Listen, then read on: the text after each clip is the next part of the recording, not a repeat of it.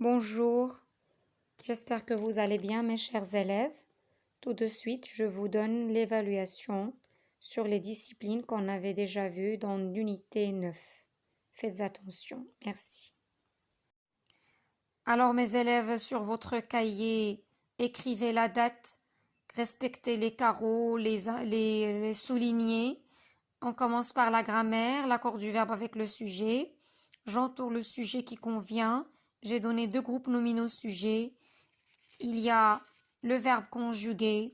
Faites attention, n'oubliez pas l'accord. Choisissez, entourez le bon sujet. Je réécris chaque phrase avec son nouveau sujet. J'ai changé le groupe nominal sujet, ce qui veut dire que on doit faire attention à l'accord. Alors, il y aura un changement sur le verbe. L'imparfait des verbes être et avoir. Il y a des phrases, il y a un sujet, il y a deux formes du verbe. Trouvez la bonne, entourez-la. Toujours, la terminaison doit être convenable au sujet. Deuxième question, je réécris les phrases suivantes à l'imparfait. J'ai donné des phrases. Vous allez les réécrire. Mettez le verbe conjugué à l'imparfait. Le genre et le nombre des noms. Là, on est arrivé à l'orthographe. J'ai donné des groupes nominaux. Classez-les dans deux colonnes. Première colonne, ceux qui sont au singulier. Deuxième colonne, ceux qui sont au pluriel.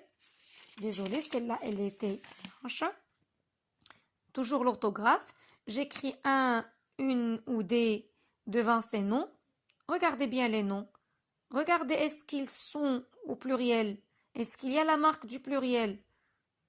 Sinon, c'est du singulier? Est-ce que c'est féminin ou c'est masculin?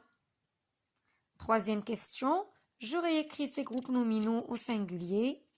Des salades, les poireaux, les radis. Il y a une exception que j'ai déjà citée dans la leçon. Rappelez-vous de cette exception. Vous en aurez besoin pour cet exercice. Le sens propre et le sens figuré. Il y a des phrases. Entourez celles, ça veut dire les phrases qui sont au sens figuré. Je relis le sens figuré au sens propre qui lui correspond. Alors là, il y a une expression. Cette expression, elle a un sens propre. Ça veut dire quoi? Vous pouvez utiliser votre dictionnaire, d'accord? Je relis chaque expression à sa signification. J'ai donné deux expressions.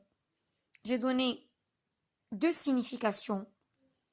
Reliez celle qui convient à sa signification. Production d'écrit.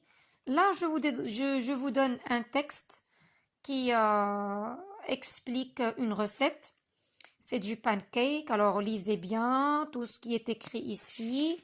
Ensuite, il y a ce qu'il faut faire. Et voilà. Et enfin, je vous demande de lire ça au moins, écoutez bien, au moins 3 fois pour que vous arriviez à bien compléter votre schéma de recette pour avoir une recette bien organisée. Premier encadré en haut le nom de la recette.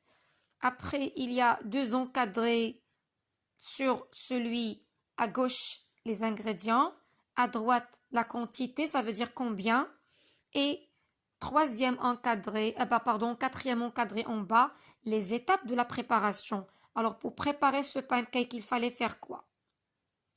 Un petit conseil, lorsque vous tracez votre schéma, ne fermez pas les encadrés. Vous terminez d'écrire, de remplir l'encadré.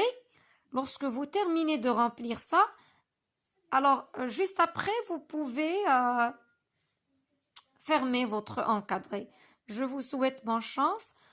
Faites une révision sur les leçons. Vous avez déjà toutes les vidéos.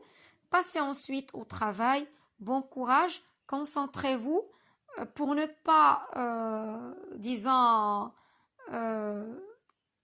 je ne sais pas quoi dire, pour ne pas se tromper, pour ne pas faire des erreurs, je vous demande de faire ce travail sur 3 étapes. Hein? Vous avez samedi, vous avez dimanche, ben voilà, vous avez même vendredi. À chaque fois, vous travaillez une certaine discipline. Bon week-end, à la semaine prochaine, bi'idnillah. Bye bye.